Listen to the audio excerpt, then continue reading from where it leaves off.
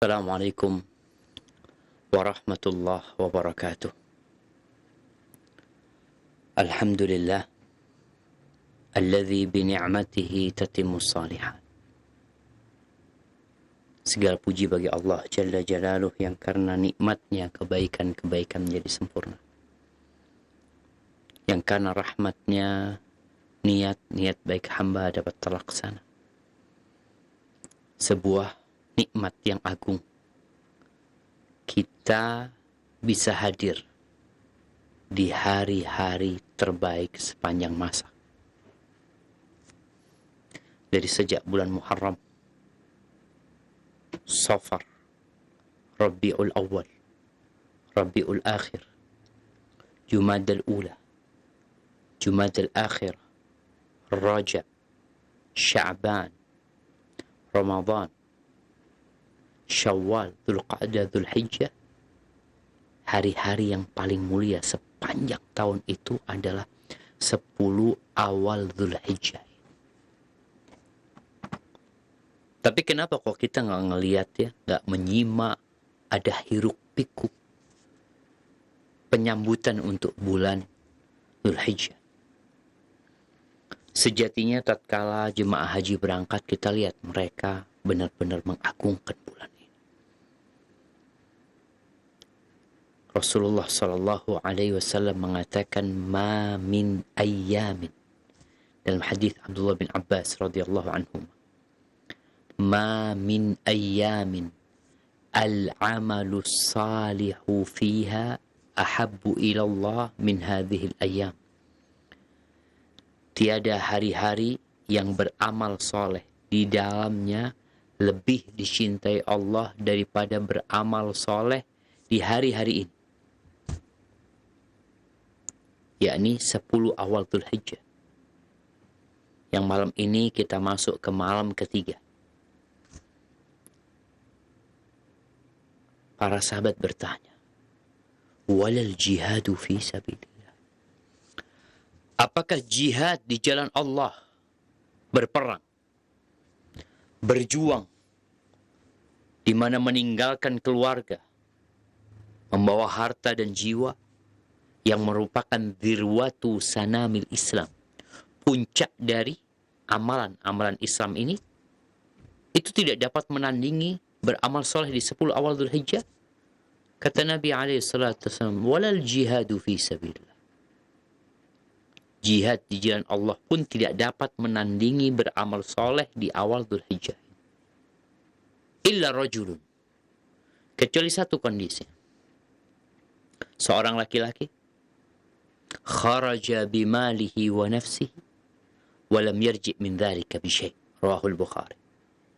Kecuali seseorang yang keluar berjihad di jalan Allah, dia membawa harta, dia membawa jiwanya, dan nggak ada yang pulang ke rumah. Dia tewas, kuda yang dia naikin terbunuh, maka yang seperti ini tidak tertanding. Artinya kalau mujahid itu balik ke rumahnya, pulang ke rumahnya, dapat harta rampasan perang apalagi, maka beramal di 10 awal Dzulhijjah ini tidak tertandingi dengan yang seperti itu. Kita kebayang nggak dengan fadilah berjihad di jalan Allah? Dapat apa sih? Seperti apa besarnya berjihad di jalan Allah?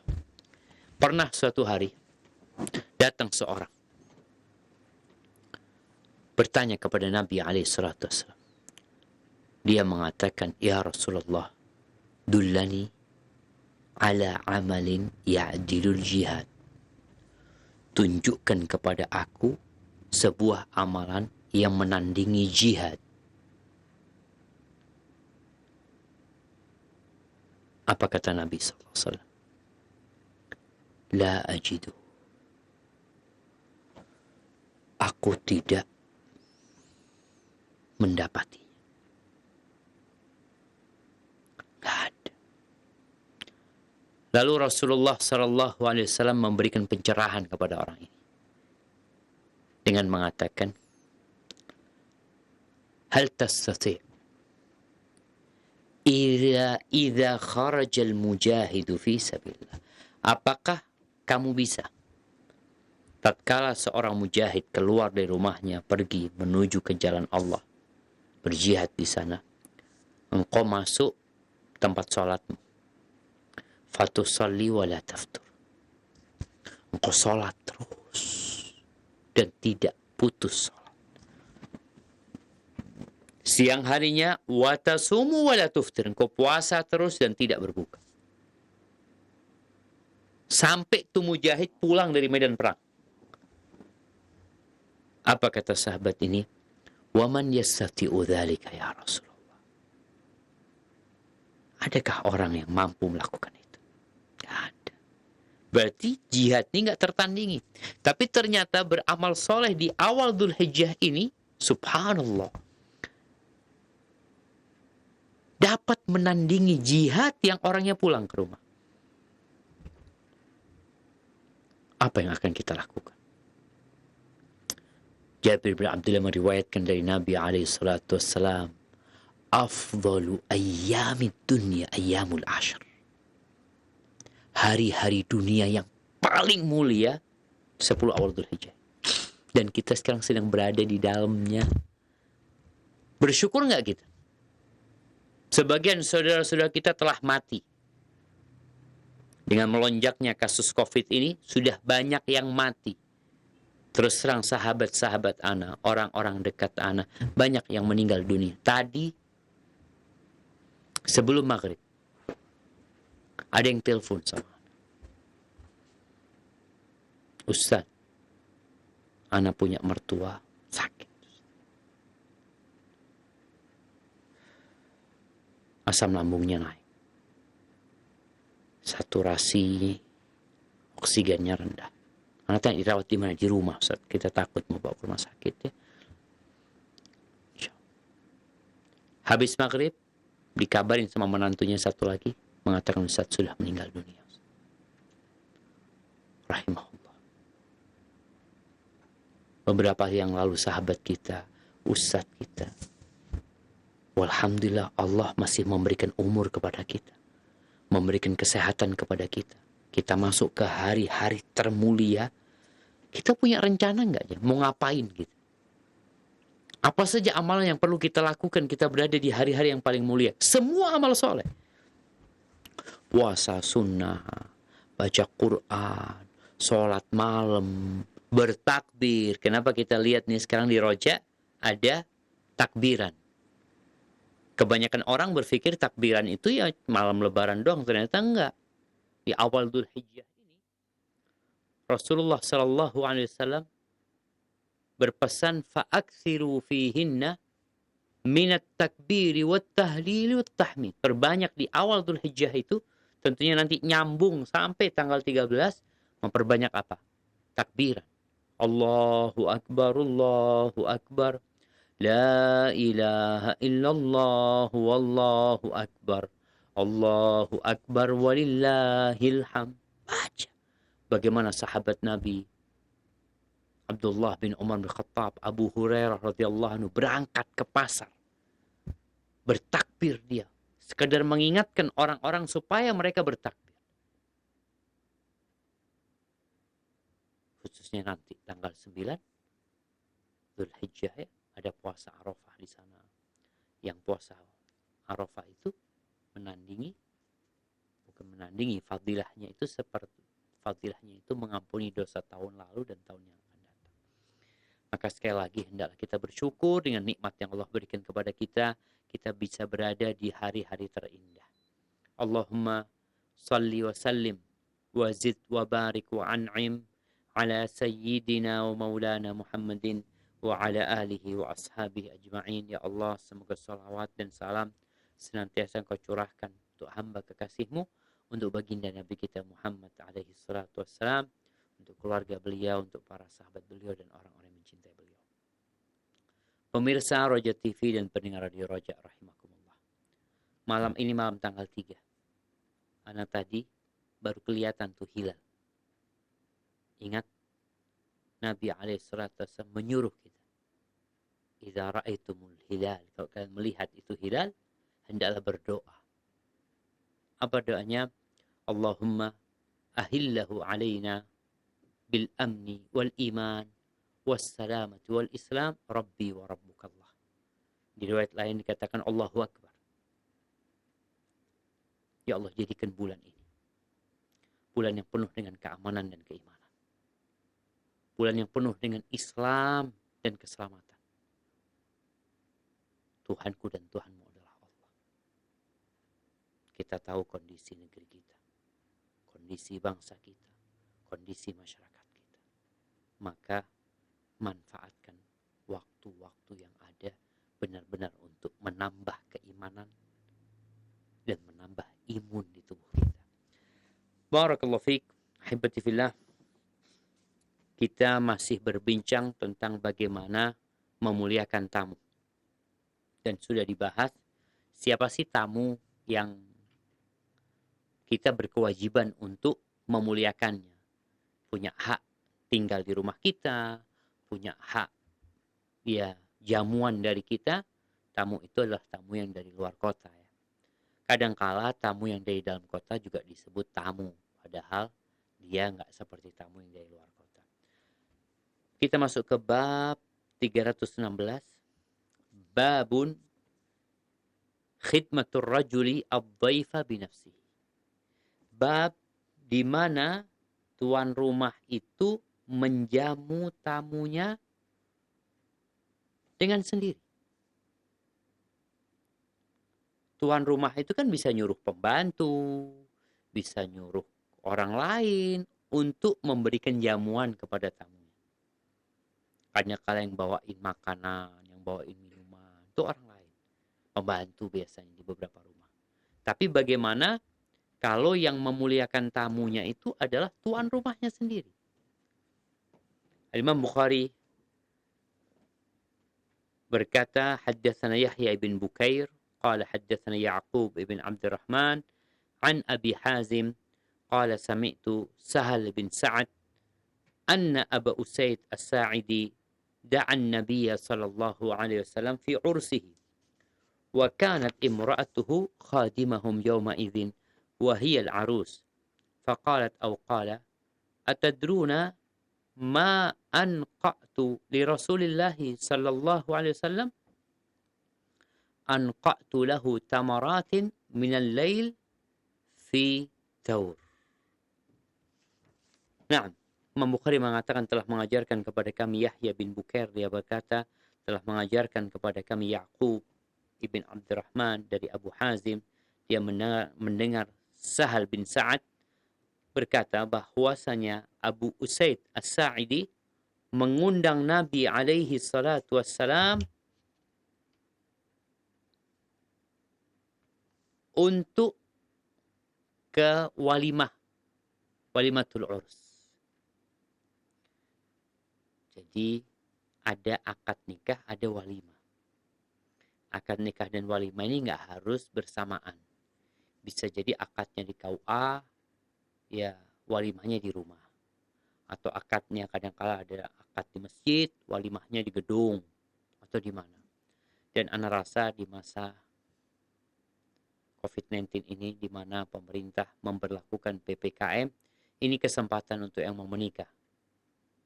Kesempatan untuk nikah murah.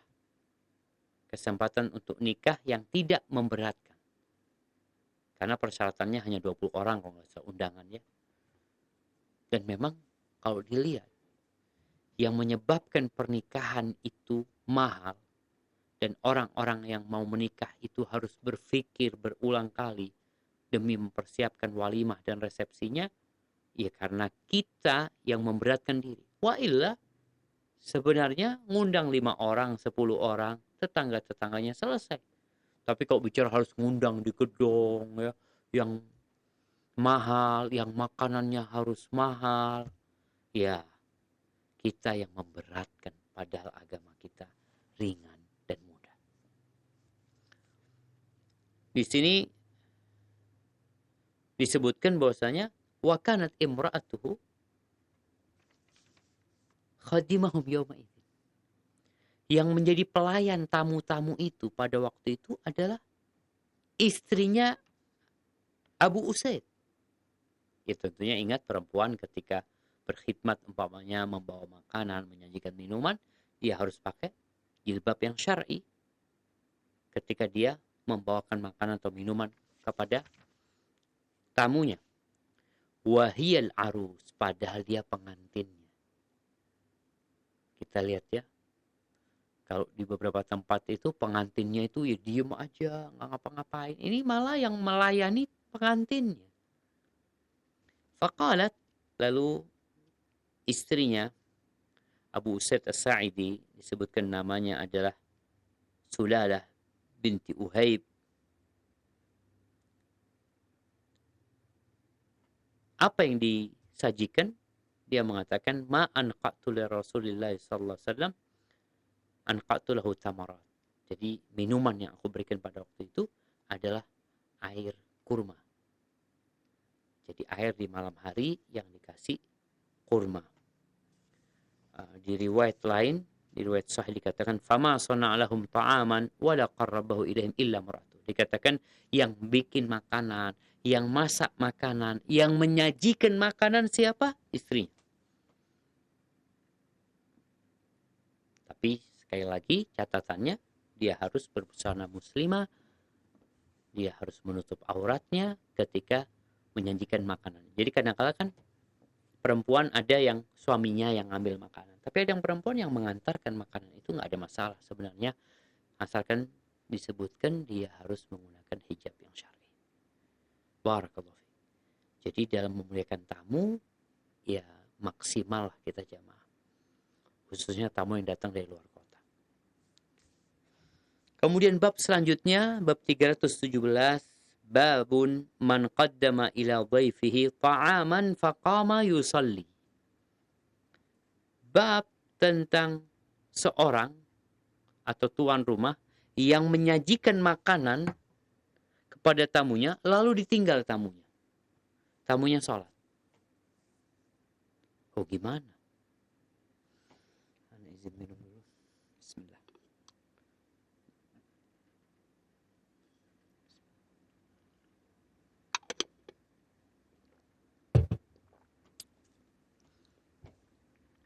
Jadi terkadang tuan rumah ini punya wirid, yakni punya amalan rutin yang biasa dikerjakan.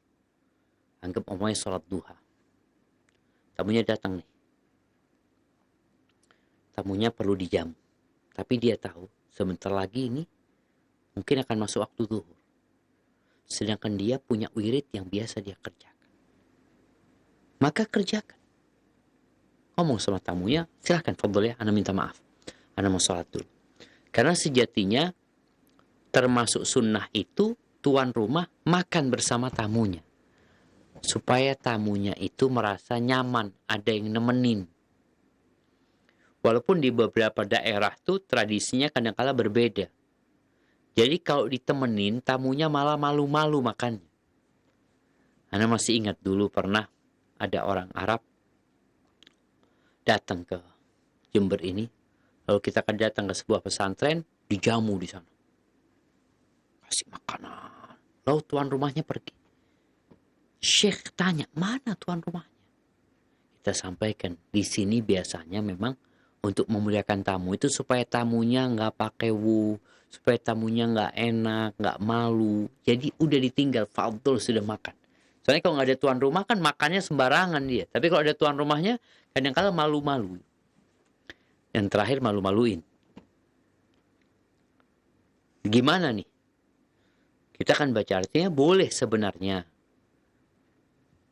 tuan rumah itu menyajikan makanan lalu mempersilahkan fadhol ya, dimakan, ana mau sholat dulu. Ini ceritanya. Imam Bukhari mengatakan, haddatsana Abu Ma'mar qala haddatsana Abdul Warith qala haddatsani al-Jurairi qala haddatsana Abu al-Ala bin Abdullah an Nu'aim bin Qa'nab qala ataitu Aba Dharr falam uwafiqhu. Ini hadis Nu'aim bin Qa'nab. Dia itu mengatakan, aku mendatangi Abu Dharr. Ini disebutkan Nu'aim bin Qa'nab. Ini seorang sahabat. Dia pernah datang menjumpai Nabi alaihi salatu wassalam membawa sedekah dirinya dan sedekah keluarganya. Dan Nabi alaihi salatu wassalam takjub dengan Nu'aim bin Qa'nab ini. Kemudian beliau mengusap wajahnya Nu'aim, dan dia menjadi orang yang sangat mulia dan sangat dermawan. Nu'aim bin Qa'nab datang ke tempatnya Abu Dzar radhiyallahu anhu. Falam uwafiqhu. Ketika aku nyampe rumahnya, nggak ketemu. Di riwayat lain dikatakan falam ajidhu, nggak ada Abu Dzar. Lalu aku melihat istrinya, aku tanya, di mana dia? Disebutkan huwa dzaka fi dhai'atin lahu, dia sedang di tanahnya, di kebunnya. Di riwayat lain katakan aina Abu Dzar? Tanya Nu'aim, di mana Abu Dzar? Qala yamtahin. Abu Dzar sedang kerja. Sedang kerja. Istrinya mengatakan, saya tikal'an, tapi bentar lagi dia datang. Ini seorang istri kan tahu dengan kebiasaan suaminya. Ada orang kerja, ya kalau sekarang kan mungkin orang sudah punya jam. Tanya kapan suaminya datang, kayaknya pulang kerja jam 3, nyampe rumah jam 4 biasanya. Jadi udah ketahuan. Di masa itu, istrinya Abu Dzar mengatakan, saya tikal'an. Bentar lagi datang dia. Atau sekarang dia balik. Ini waktunya balik. Fajalastu lahu. Maka aku duduk menunggu Abu Dzar.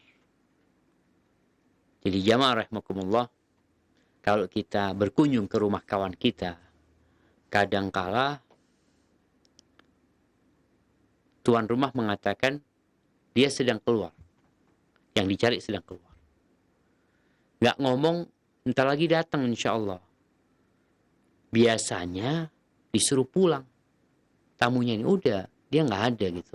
Tapi kalau dikatakan bentar lagi dia datang, berarti kan ada harapan tamunya ini ketemu sama tuan rumah. Maka duduk menunggu. Faja'a wa ma'ahu ba'iran.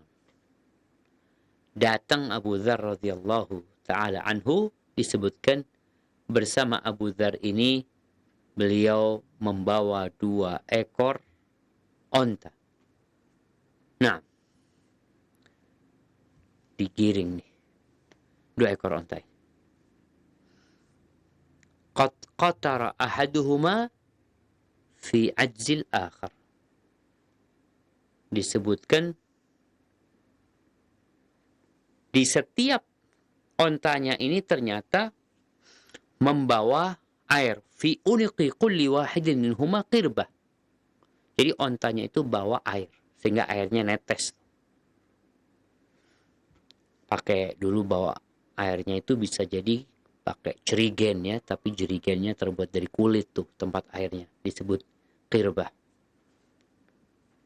Jadi disebutkan ontanya ini ya yang satu di depan, satu di belakang. Kayak sepur-sepuran tuh bahasanya kita waktu anak-anak.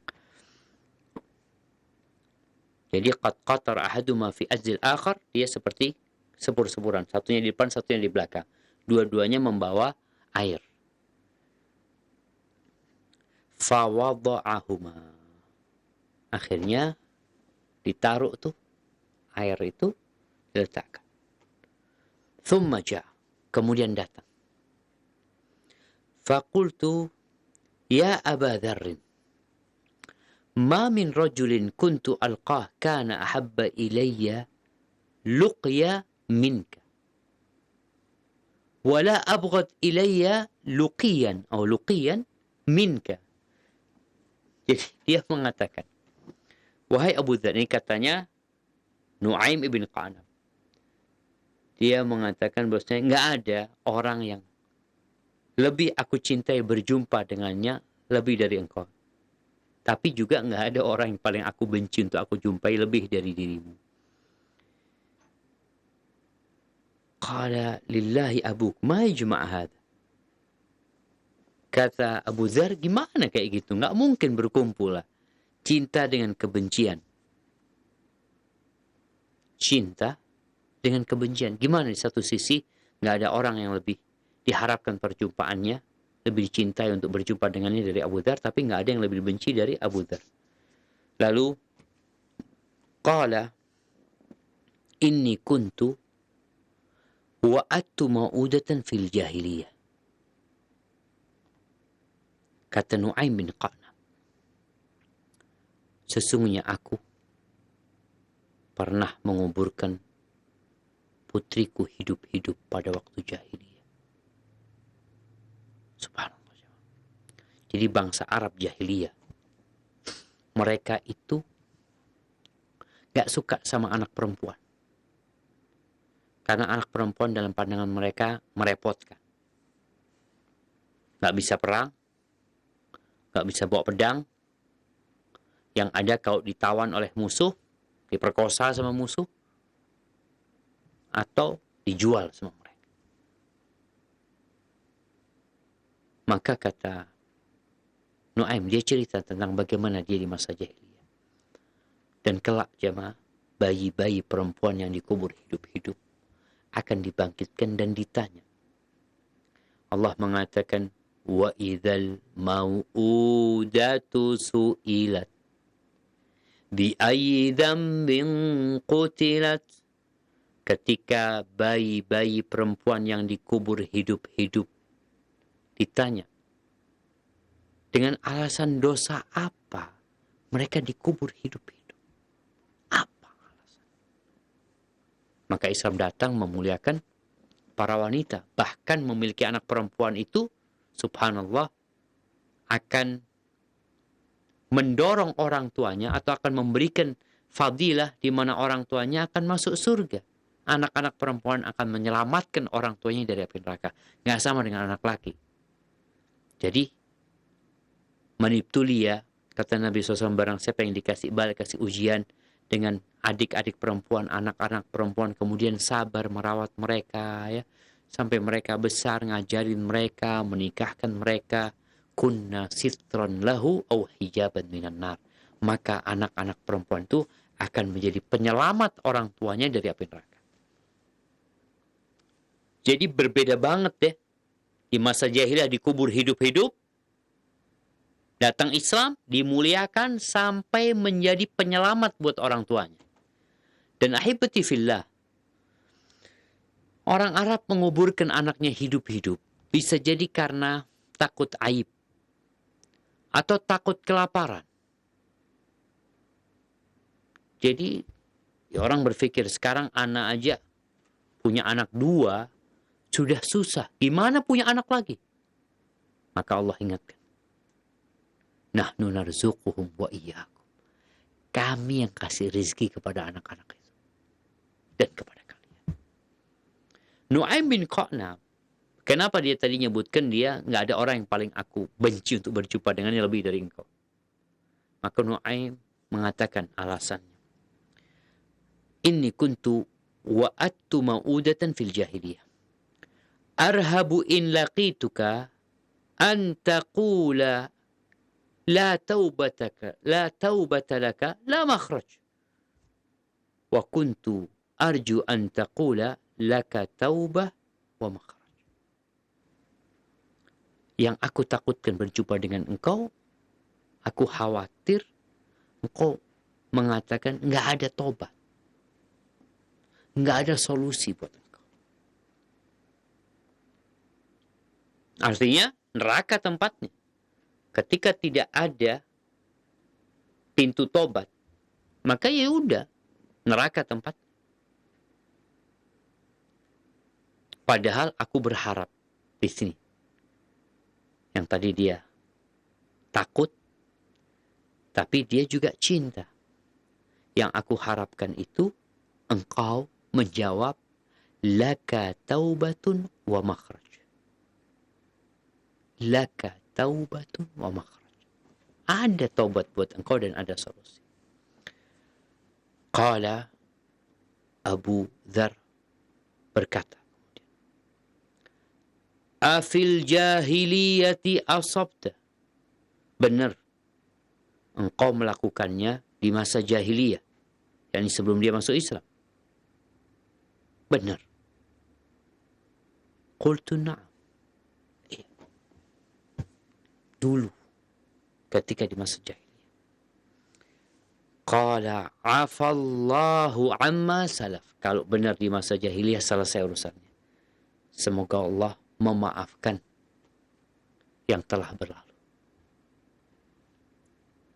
Jadi yang berlalu, ketika orang bertobat, sejatinya yang berlalu ya berlalu sudah. Bahkan Nabi SAW mengatakan, at-taibu minadz-dzambi kaman la dzamba lahu.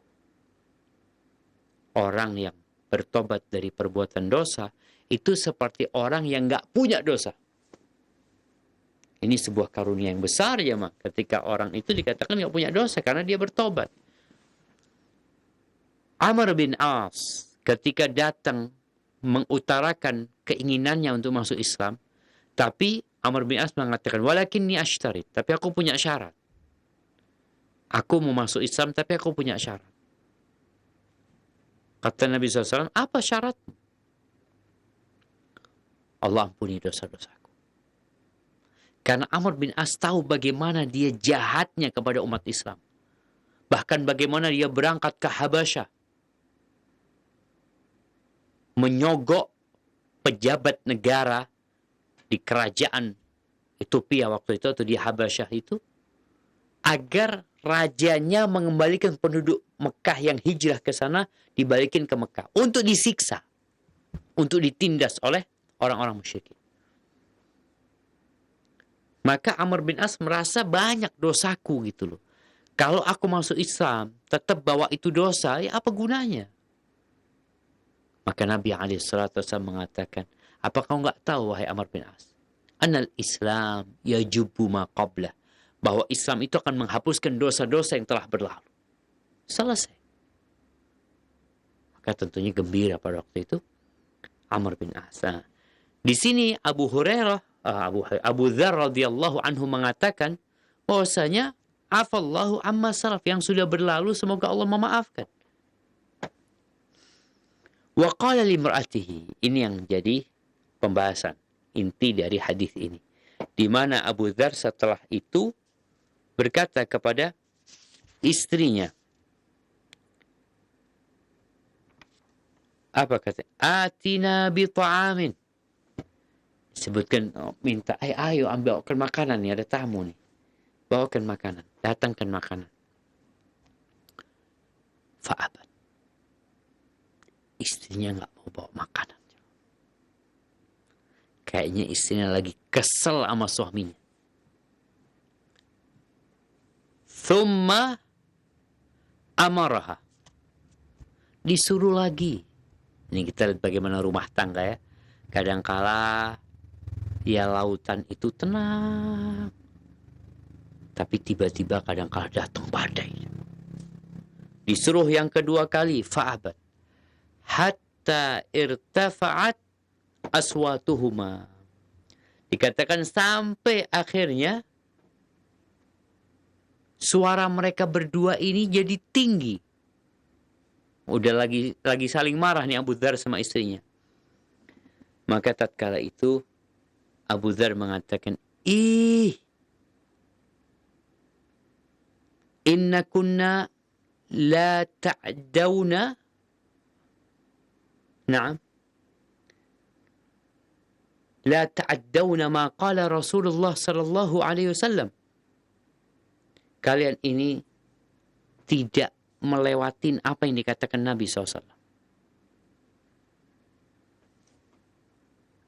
Disuruh nurut.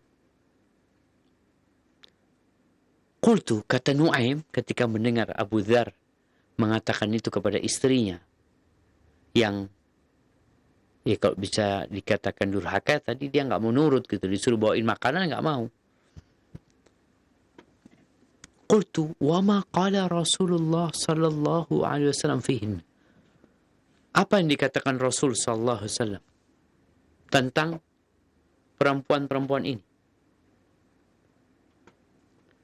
Maka Abu Dzar mengatakan, innal mar'ata khuliqat min dhila. Sesungguhnya perempuan itu diciptakan dari tulang rusuk. perempuan itu diciptakan dari tulang rusuk. Nabi Adam diciptakan dari tanah.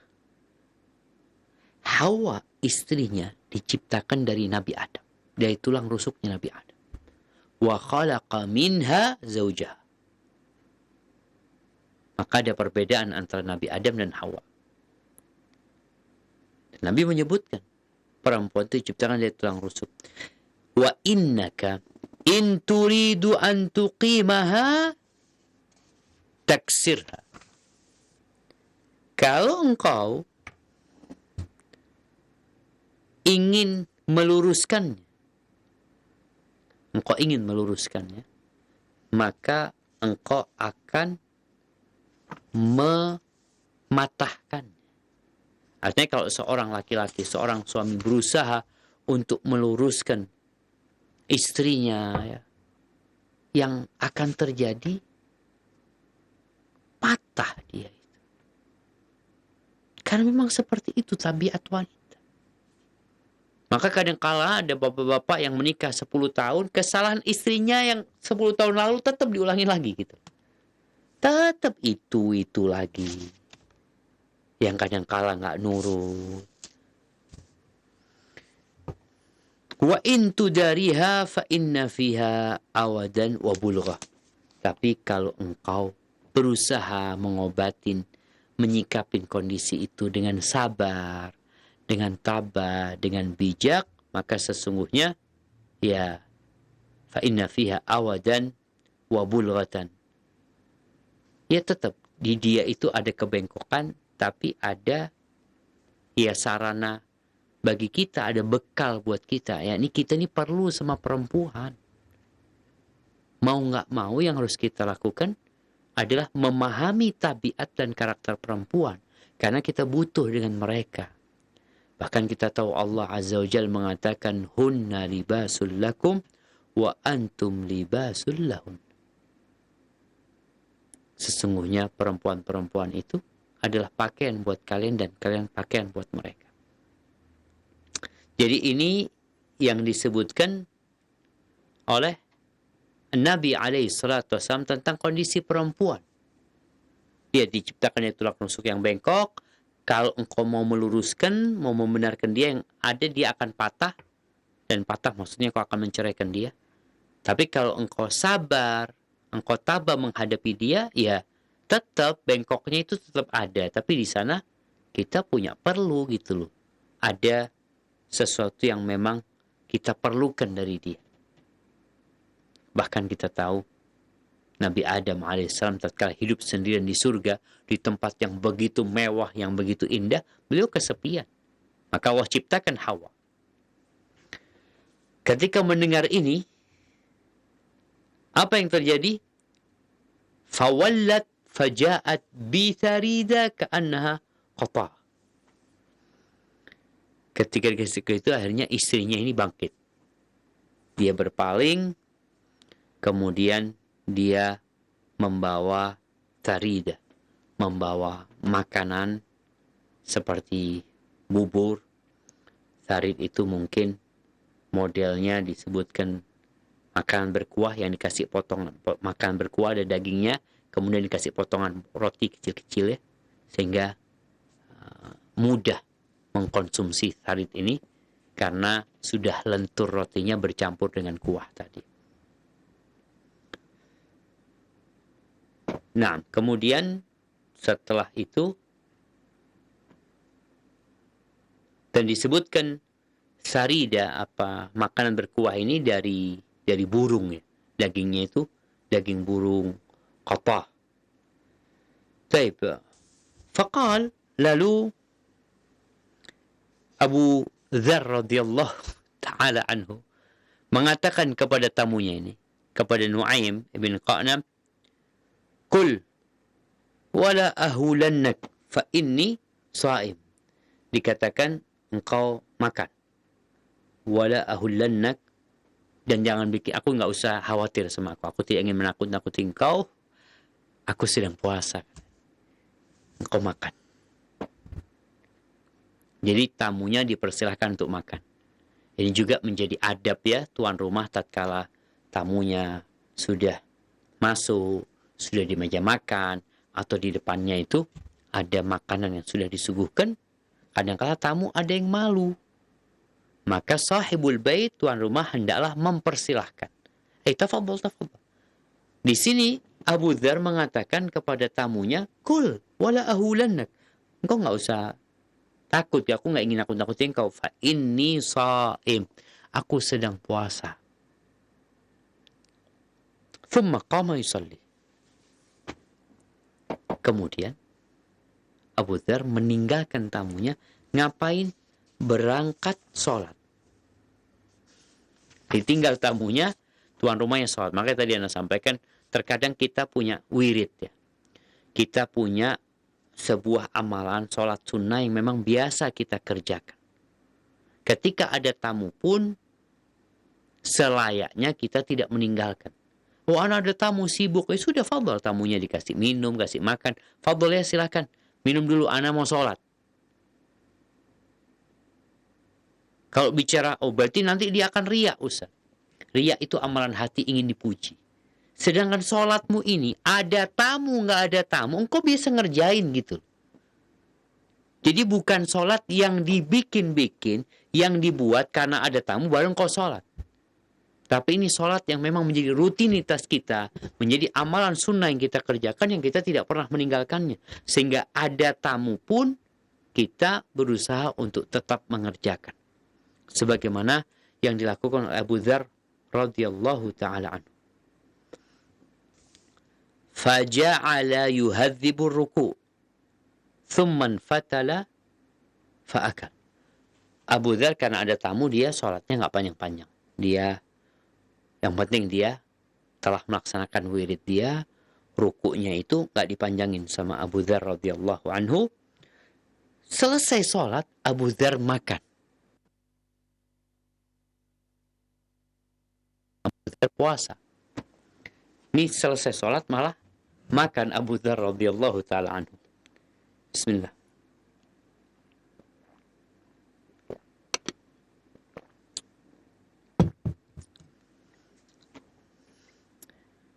Katanya Nu'aim bin Qadam ketika melihat Abu Dzar makan, faqultu inna lillah. Dia kaget. Ma kuntu akhaf an takdziban. Apa katanya Nu'aim ibn Qadam? Dia mengatakan,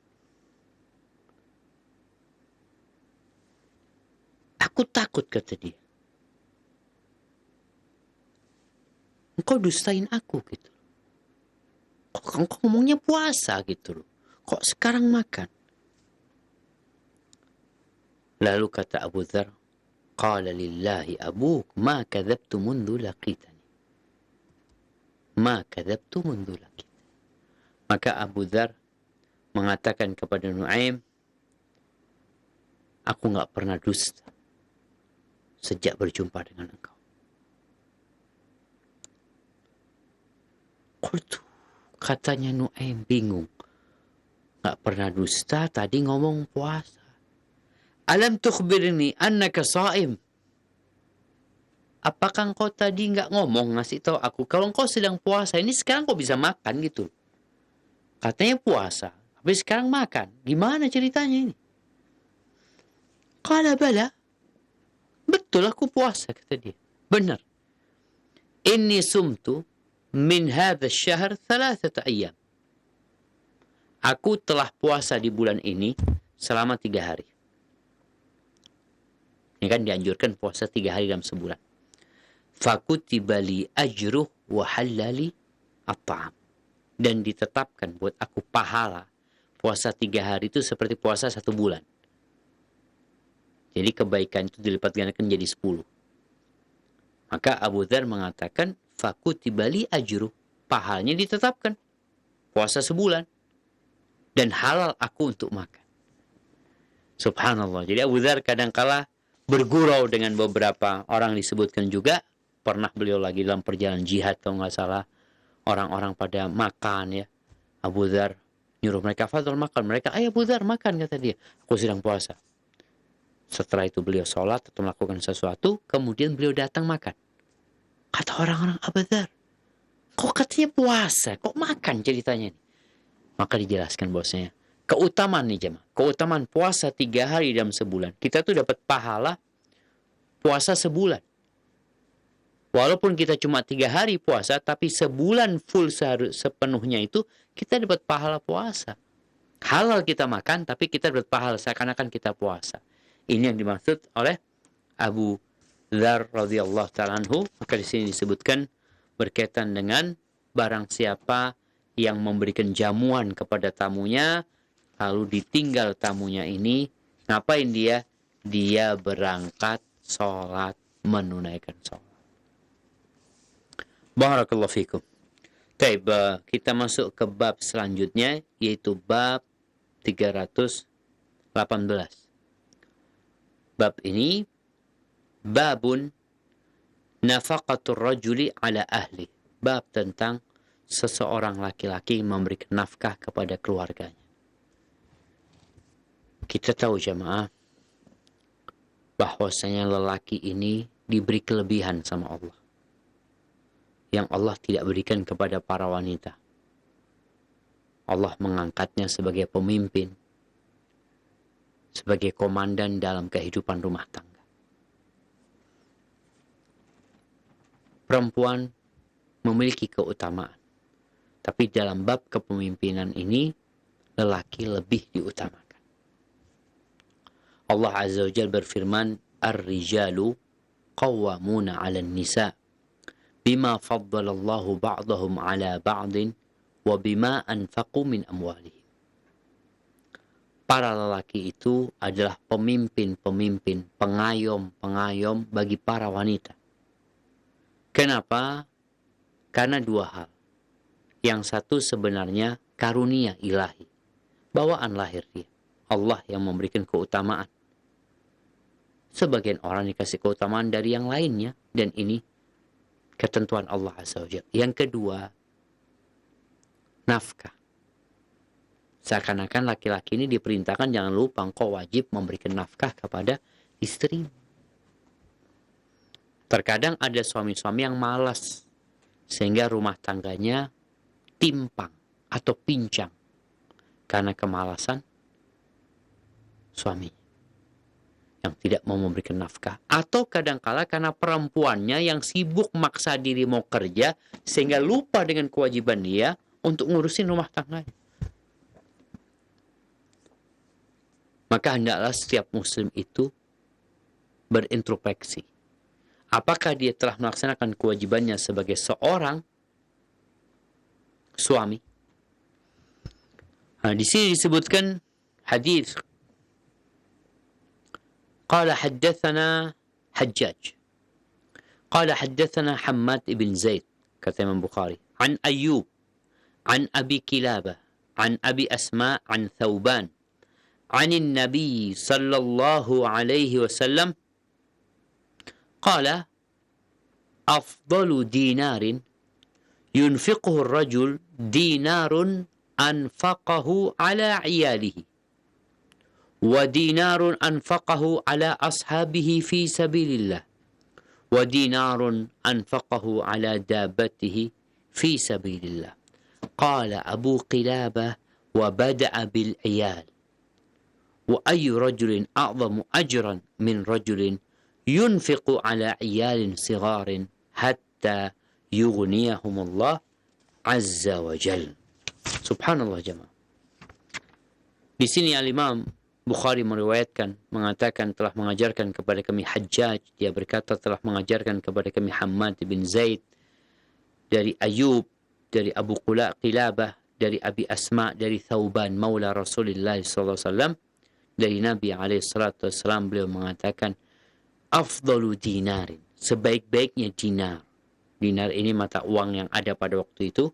Ada dinar, ada dirham. Dinar itu terbuat dari emas. Dan 1 dinar biasanya 4,25 gram emas. 4/4 emas. Itu 1 dinar. Nabi menjelaskan, karena orang tuh kadang-kala kebingungan tentang bagaimana dia manage, mengatur keuangannya. Ada orang yang kepingin sedekah, kepingin kurban, kepingin umroh, kepingin haji, kepingin berbagi dengan fakir miskin. Maka ada orang mungkin kepingin belanja untuk kebutuhan kehidupan dia. Ada orang yang kepingin handphone, kepingin jam, kepingin macam-macam. Ternyata dalam Islam ada aturannya atau ada arahannya agar orang tidak salah mengeluarkan dan membelanjakan uang. Maka beliau alaihissalatu wassalam mengatakan sebaik-baiknya dinar adalah yang diinfakkan, yang diberikan oleh suami kepada keluarganya. Kalau bicara keluarga ini, masuk di dalamnya istri dan kerabatnya.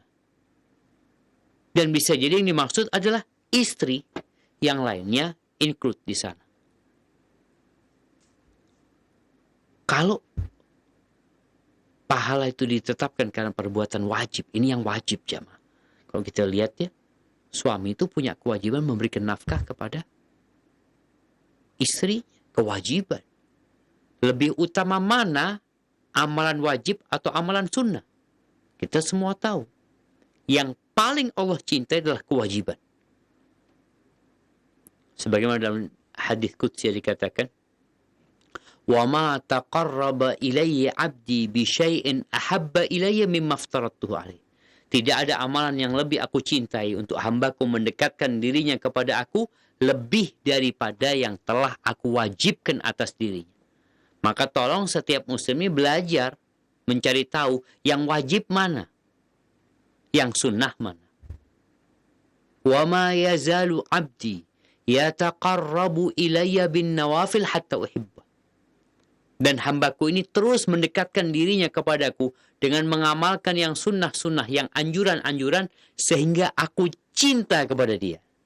Nah disinilah setelah yang wajib dikerjakan kita amalkan yang sunnah untuk mendapatkan apa? Cinta Allah Azza wa Jalla. Tapi yang wajib dulu yang harus diperhatikan. Wa dinarun anfaqahu ala ashabihi fi sabilillah. Dan satu dinar yang dia infakkan kepada kerabat, kepada sahabat-sahabat dia di jalan Allah Azza wa Jalla, teman-teman dia, sesama mujahid fi sabilillah, dia memberikan nafkah kepada mereka, ini mulia sekali. Wa dinarun, kemudian yang ketiga, dan dinar yang dia belanjakan untuk nafkah kendaraannya, untuk nafkah ontanya, untuk nafkah kudanya di jalan Allah Azza wa Jalla. Jadi orang ketika berpikir mana yang harus lebih prioritas, maka lihat Abu Kilabah mengatakan wa bada'a bil 'iyal. Nabi alaihissalatu wassalam memulai masalah nafkah ini dengan keluarga, dengan istri, dengan anak-anak dan kerabat. Ini menunjukkan tentang keutamaan memberikan nafkah kepada keluarga. Wa ayyu rajulin a'zamu ajran. Adakah seorang yang lebih besar pahalanya, yang lebih agung pahalanya dari seorang yunfiqu ala iyalin sighar, yang dia memberikan nafkah kepada keluarganya yang masih kecil-kecil, kepada anak-anak yang masih kecil-kecil, hatta yughniyahumullah azza wajal, sampai anak-anaknya itu ya dikasih karunia sama Allah, dicukupin. Sebelum itu ya orang tuanya berusaha untuk bekerja dan mereka memberikan nafkah kepada mereka. Barakallahu fikum. Anda rasa mungkin kita cukupkan sampai di sini pembacaan hadis-hadis dari Adabul Mufrad, karena masih tersisa 3 hadis lagi ya berkaitan dengan memberikan nafkah kepada keluarga. Tapi ingat, di masa pandemi ini, di kondisi yang sulit, bagaimana sih memberikan nafkahnya itu? Besarannya seperti apa? Allah Azza wa Jalla mengatakan liyunfiq dhu sa'atin min sa'ati. Wa man qudira alaihi rizquhu falyunfiq mimma atahu Allah la yukallifullahu nafsan illa ma ataha. Sayaj'alullah ba'da usrin yusra. Hendaklah orang yang punya keluasan memberikan nafkah kepada istrinya itu sesuai dengan keluasan rezeki dia, sesuai dengan pemasukan dia, sesuai dengan penghasilan dia. Kalau banyak ya kasih banyak gitu. Jangan pelit. Kenapa? Karena engkau memberikan kepada istrimu, engkau dapat pahala, bahkan lebih indah daripada yang kau berikan kepada yang lainnya. Lebih mulia. Yang disempitkan rizkinya, yang ditakar rizkinya, falyunfiq mimma atahullah. Maka hendaklah dia memberikan infak, membelanjakan, memberikan nafkah kepada istrinya, ya sesuai dengan ya tadi kesempitan rizki dia. Allah tidak membebani hambanya melebihi kapasitas dia. Lalu Allah memberikan hiburan. Sayaj'alullah ba'da usrin nusra. Allah akan menjadikan setelah kesulitan itu kemudahan. Jadi bagi para suami di masa COVID ini yang kadang kala sulit, ya para istri seharusnya terus mendukung suaminya. Kalau penghasilannya sedikit, jangan minta seperti kemarin.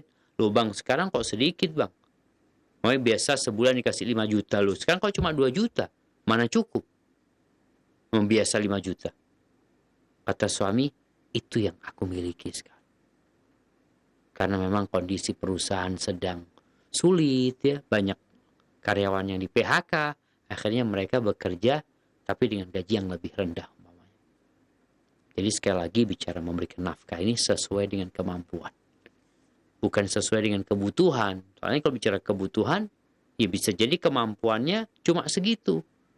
Terus gimana istri? Istri ketika dia merasa suaminya tidak memberikan yang cukup, seharusnya dia bersabar.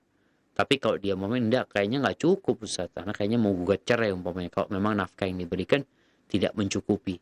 Maka hendaklah dia berpikir 2 kali ya. Karena jangan sampai urusan ekonomi menjadi penyebab perceraian yang kita tahu bagaimana buruknya dampak dari perceraian yang tidak sesuai dengan syar'i. Hadza wallahu a'lam bishawab. Ana kembalikan ke teman-teman di Rojak Pusat. Jazakumullah khair. Jazakallahu khairan kami ucapkan kepada Ustaz Dr. Syafiq bin Riza Basalamah MA Hafizahullah Ta'ala yang telah memberikan nasihat kepada kita dari pembahasan kitab Al-Adabul Mufrad karya Al-Imam Al-Bukhari rahimahullahu Ta'ala.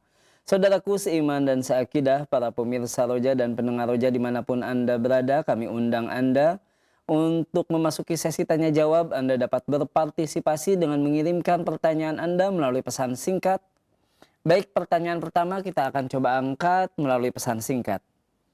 Pertanyaan dari Ibu Lis Jumadi di Papua, Ustaz. Pertanyaannya, Ustaz, rasanya tiap membuka WA dari saudara, teman, tetangga, miris berita selalu tentang kedukaan, Ustaz. Pertanyaannya, zikir apa yang bisa menenangkan hati saat menghadapi berita-berita ini, Ustaz? Apalagi saat ini keluarga juga ada yang sedang sakit. Mohon penjelasannya, Ustaz.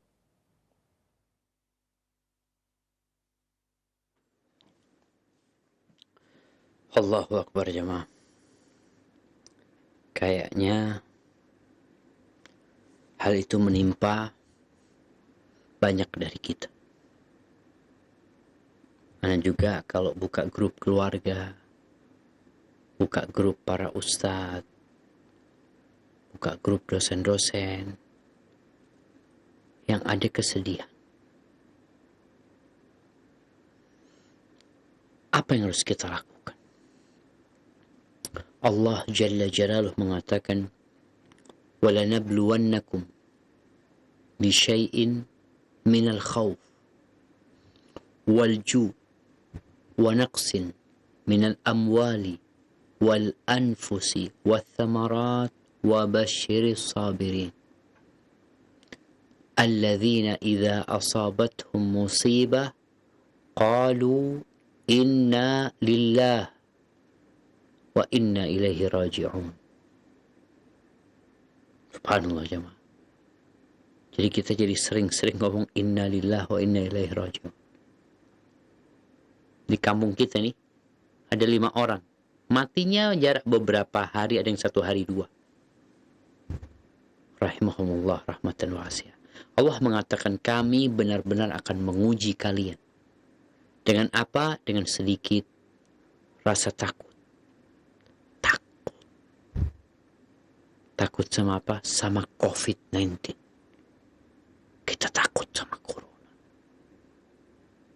Kita takut dengan urusan ekonomi. Gimana PPKM nih? Berapa banyak pengusaha yang akhirnya gulung tikar? Yang biasanya buka warung ya, di tempat situ, jalannya ditutup. Aksesnya nggak bisa ke sana. Gimana mau buka warung di sana? Orang nggak bisa ke sana di malam hari. Dan dia jualannya di malam hari. Kemudian kekurangan harta. Kekurangan jiwa. Jadi di Jember ini ada aturan sejak awal PPKM itu disekat jalan-jalan ke kota itu disekat ya. Kemudian lampu kota dimatikan, lampu jalanan itu mati, jadi gelap gulita. Dan ternyata itu berdampak negatif juga. Ada positifnya, ada negatifnya. Negatifnya karena jalannya banyak lubang, banyak kecelakaan. Ya benar-benar ujian lagi. Ya maksudnya pemerintah agar orang-orang nggak keluar rumah, udah di rumah aja gitu. Cuma kadang-kala orang keluar karena ada hajat gitu. Jadi yang jelas ujian itu kekurangan harta, kekurangan orang yang kita cintain, meninggal mereka, kekurangan buah-buahan. Wabashiris sabirin. Dan berikan kabar gembira, bukan kabar duka. Berikan kabar gembira. Kepada siapa? Kepada orang-orang yang sabar. Siapa mereka? Ini kalau tanya zikir apa supaya kita tenang tatkala mendengar berita duka, tatkala mendengar berita yang kurang menyenangkan, maka katakan inna lillahi wa inna ilaihi raji'un. Sesungguhnya kami itu milik Allah dan kepadanya kami akan kembali. Kita ini tinggal nunggu waktu. Maka Nabi SAW kalau ada orang kena musibah, beliau mengatakan inna lillahi ma akhad, sesungguhnya milik Allah yang diambil. Jadi yang diambil itu milik Allah, bukan milik siapa-siapa. Yang diambil itu milik Allah. Walahu ma'at, yang dikasih, yang disisakan ini juga milik Allah. Kita nih juga milik Allah. Wa kullu syai'in indahu ila ajalin musamma. Dan segala sesuatu itu sudah ada ketentuannya. Semua tinggal nunggu waktunya. Maka ibu tatkala mendengar berita duka, berita yang menyedihkan, ucapkan inna lillah wa inna ilaihi raji'un. Maka orang yang mengatakan itu dengan penuh keyakinan, apa yang akan didapatkan? Ulaika alaihim salawatum min rabbihim wa rahmah wa ulaika humul muhtadun. Mereka adalah orang-orang yang akan mendapatkan salawat dari Allah, mendapatkan ketenangan, mendapatkan rahmat, mendapatkan berkah, dan mereka adalah orang-orang yang mendapatkan petunjuk. Jadi tugas setiap muslim yang mendengar berita duka, yang mungkin dia terkena musibah, maka hendaknya dia mengatakan inna lillahi wa inna ilaihi raji'un, dengan penuh keyakinan kita milik Allah dan kita akan kembali kepada Allah Azza wa Jalla. Dan sejatinya orang yang meninggal dunia lebih dahulu, kalau dia orang yang soleh, kalau dia orang muslim dan husnul khatimah, dia keluar dari penjara dunia ini menuju luasnya rahmat Allah Azza wa Jalla. Hadza wallahu a'lam bissawab. Jazakallahu khairan Ustadz atas penjelasannya, dan untuk berikutnya kami coba angkat penanya melalui line telepon, kami persilahkan. Iya. Assalamualaikum. Waalaikumsalam warahmatullahi wabarakatuh. Dari siapa, di mana Ibu? Dari Kendari, Umu Bilal. Silahkan Ibu. Ya. Yang saya mau tanyakan begini, pertama-tama Pak Ustadz, mohon doanya untuk rahimahullah ibunda saya, ibu mertua saya yang 3 hari yang lalu meninggal dunia. Saya tinggalnya di Sulawesi Tenggara. Suami di Garut, orang tua suami di Garut. Kami bertempat tinggal sekeluarga di Sulawesi. 3 hari yang lalu ibu mertua meninggal dunia. Besar keinginan kami untuk pulang, tapi keadaan memaksa kami untuk tidak bisa pulang ke sana. Apakah kami berdosa atas kejadian ini karena kami tidak mampu untuk pulang, serta apa yang harus kami lakukan, Pak Ustadz. Tolong solusinya dan mohon doanya, mohon bantuan doanya untuk semua. Semoga rahimahullah ibu mertua saya diterima amal ibadahnya. Syukron Pak Ustadz. Assalamualaikum warahmatullahi wabarakatuh. Waalaikumsalam warahmatullahi wabarakatuh. Tafadhol Ustaz.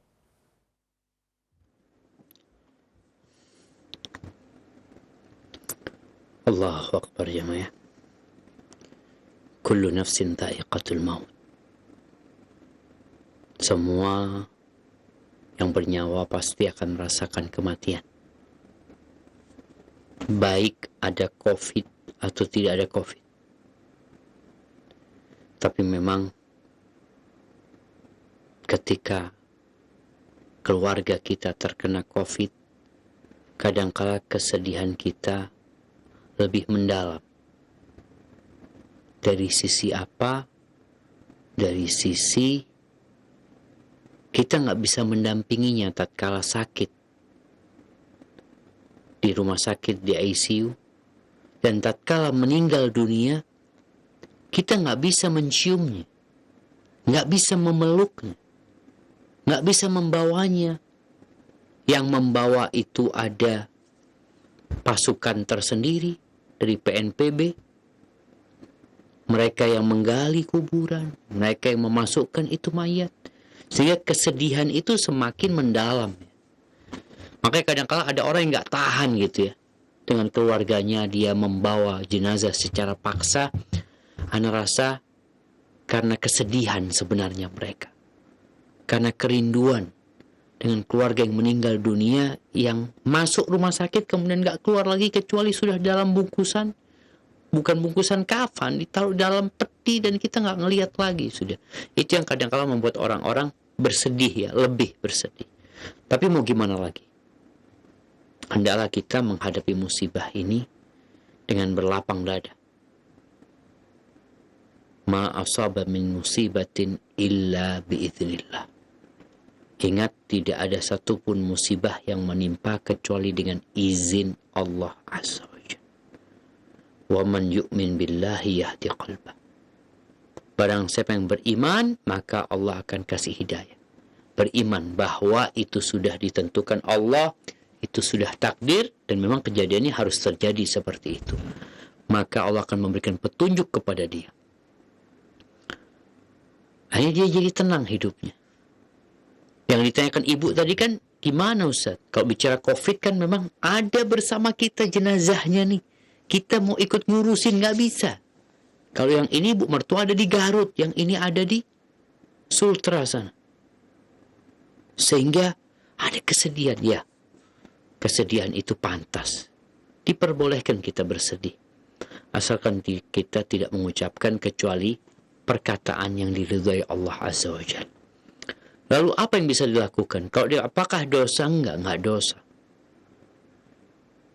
Karena keberadaan kita juga, apalagi tadi seorang perempuan, kalau dia berada di samping mertuanya yang dicabut nyawanya, nggak bisa berbuat apa-apa.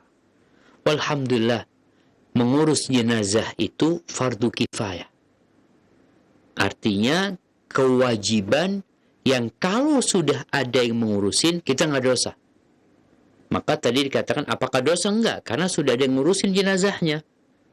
Diurusin jenazahnya, kemudian dimakamkan. Yang bisa dilakukan sekarang adalah bagaimana memperbanyak doa. Dan paling tidak kepada ipar-ipar ya, kepada kerabat yang ada di Garut, anti bisa telepon minta maaf. Kami nggak bisa datang karena kondisi seperti sekarang ini. Insya Allah mereka memaklumi hal itu. Dan yang terpenting buat orang yang sudah meninggal dunia adalah bagaimana kita memperbanyak doa. Karena itu yang diperlukan. Sebenarnya banyak kejadian, ini orang meninggal dunia, nunggu anaknya. Dari Jakarta, memang meninggal di Jember, anaknya di Jakarta. Pertanyaannya, apa yang bisa dilakukan anaknya? Manfaat apa yang didapat oleh ibu yang meninggal? Nggak ada. Kedatangan anaknya terkadang membuat terhambatnya atau menunggu kedatangan anak, kadang-kala membuat terhambatnya atau terlambatnya penguburan jenazah. Padahal anaknya cuma pengen ngeliat doang. Kemana ketika engkau hidup? Kenapa engkau tidak suka melihat orang tuamu? Ketika mati, maksain melihat. Maka yang bisa dilakukan anak adalah mendoakan orang tuanya, sampaikan segerakan dikuburkan, ya usah nunggu anak. Anak tahu anak mungkin yang punya salah sama ibu karena ya kurang berbakti sama ibu, tapi jenazah hendak dikuburkan. Itu mungkin yang bisa dilakukan oleh penanya, memperbanyak istighfar buat mertuanya, ucapkan Allahumma gfir laha warhamha wa'afiha wa'afu anha, sebut namanya, kemudian menjalin hubungan baik dengan orang-orang yang dicintai oleh ibu mertua. Dan kita juga berdoa dari tempat ini jamaah agar Allah menyembuhkan yang sakit di antara kita. Allahumma shfi mardana wa mardal muslimin waghfir mautana wa mautal muslimin. Ya Allah, sembuhkan yang sakit di antara kami dan yang sakit di antara umat Islam, dan ampuni yang meninggal di antara kami dan keluarga-keluarga yang meninggal dari kalangan umat Islam. Innaka waliyyu dzalika wal qadir alaih. Allah yang maha mampu dan berkuasa atas semua itu. Dan kita juga berdoa memohon kepada Allah agar bala ini diangkat dalam kondisi dosa-dosa kita sudah dihapuskan dan kita menjadi orang yang lebih baik nantinya. Hadza wallahu a'lam bissawab.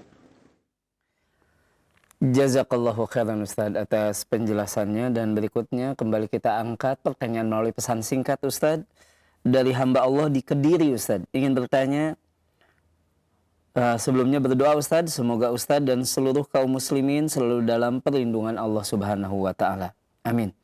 Qadarullah, ibu ana wafat karena sebelumnya terpapar Covid Ustadz dan meninggalkan hutang yang tidak sedikit. Pertanyaannya Ustadz, apakah kami membayar cicilan hutang terlebih dahulu atau berkurban atas nama almarhumah? Mohon nasihatnya Ustadz. Jazakumullahu khairan.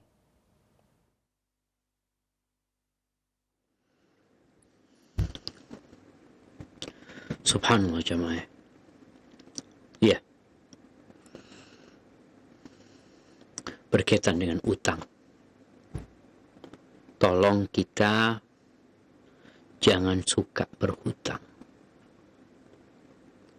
Jangan menjadi bangsa yang rajin berhutang.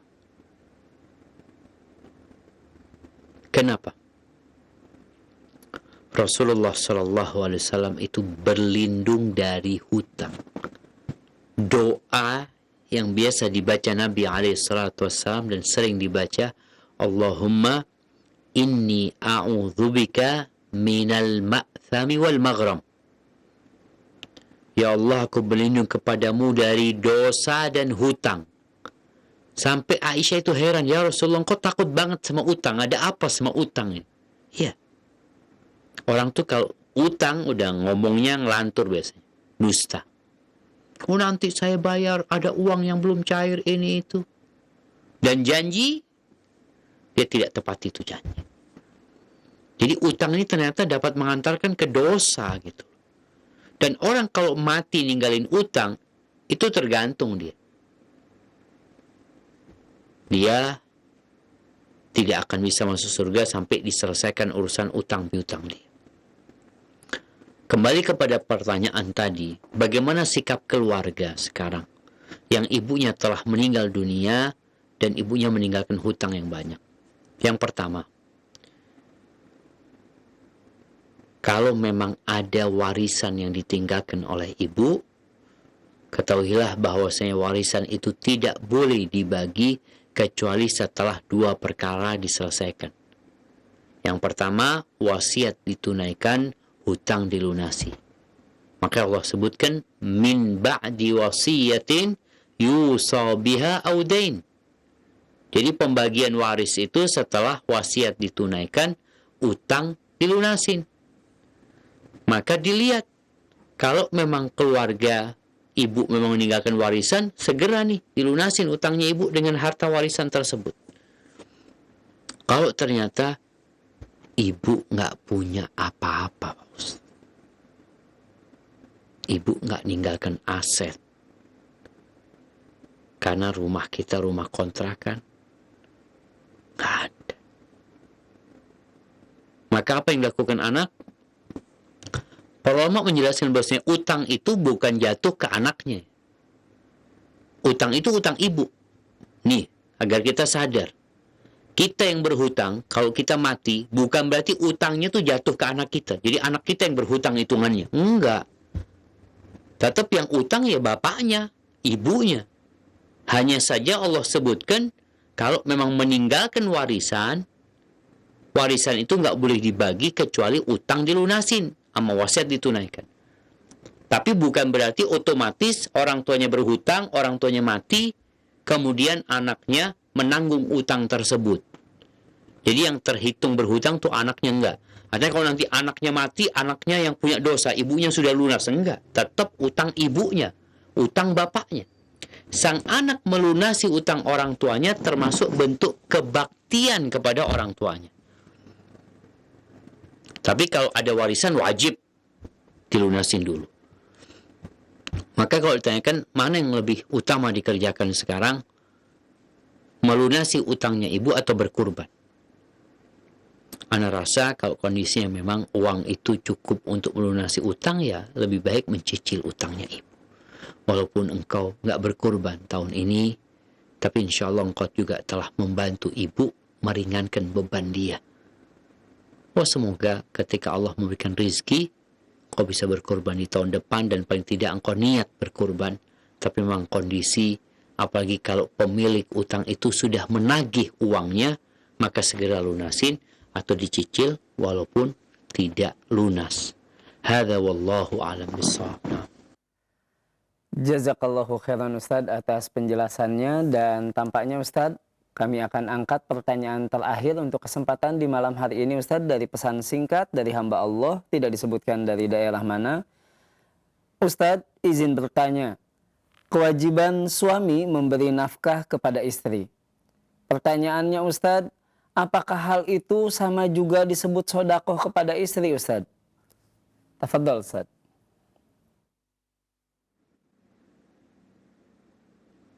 Barakallahu fikum. Nah, mahibati fillah. Jadi kewajiban memberikan nafkah kepada istri itu bukan sodakoh, namun bernilai sodakoh. Karena bicara sodakoh nih, sodakohnya ada dua macam. Ada sodakoh sunnah, ada sodakoh wajib. Sodakoh wajib itu zakat. Ketika seorang suami memberikan nafkah kepada istrinya, maka dia telah melaksanakan kewajiban, bukan sodakoh. Akan tetapi bernilai sodakoh. Sampai Nabi SAW mengatakan, hatta luqmata tarfa'uha ila fimra'atik tabtaghi wajh Allah yakunu laka fiha ajr. Sampai makanan yang engkau suguhkan, engkau suapkan ke mulut istrimu, engkau berharap pahala dari Allah Azza wa Jal, maka engkau akan dapat pahala. Dapat pahala. Artinya ketika dia melaksanakan kewajiban, udah dapat pahala dia. Tatkala dia niat berharap pahala dari Allah, maka dapat pahala yang lebih besar lagi. Jadi, kalau bicara pahala, yang jelas ketika seorang suami memberikan nafkah kepada istrinya, dia dapat pahala melaksanakan kewajiban. Ketika dia memberikan nafkah kepada istrinya, ada harapan pahala, ada keikhlasan di diri dia, maka dia akan mendapatkan pahala yang lebih besar lagi. Jadi nilai sodakoh, bukan dia sodakoh sama istrinya, karena itu kewajiban dia memberikan nafkah kepada istrinya. Dan yang wajib lebih Allah cintai daripada yang sunnah. Bahkan Nabi SAW mengatakan, ibda biman ta'ul, mulailah memberikan nafkah itu kepada orang yang jadi tanggung jawabmu. Jadi jangan kita berpikir yang jauh-jauh, sedangkan yang dekat sama kita, yang jadi tanggung jawab kita, tidak memberikan nafkah kepada mereka. Jadi menjadi dosa besar ketika seorang menelantarkan orang-orang yang jadi kewajiban dia, yang jadi tanggung jawab dia. Dia bangun masjid, dia bangun ini itu, tapi istrinya tidak dia urusin. Hadza wallahu a'lam bishawab. Itu yang dapat Anda sampaikan, kurang lebih mohon maaf. Ingat jemaah, kita berada di malam atau di awal-awal bulan Dzulhijjah, manfaatkan waktu untuk memperbanyak takbir, memperbanyak tahlil, memperbanyak tahmid, dan memperbanyak amal soleh. Hadza wallahu a'lam bishawab. Ana kembalikan ke teman-teman di studio pusat. Jazakumullah khair.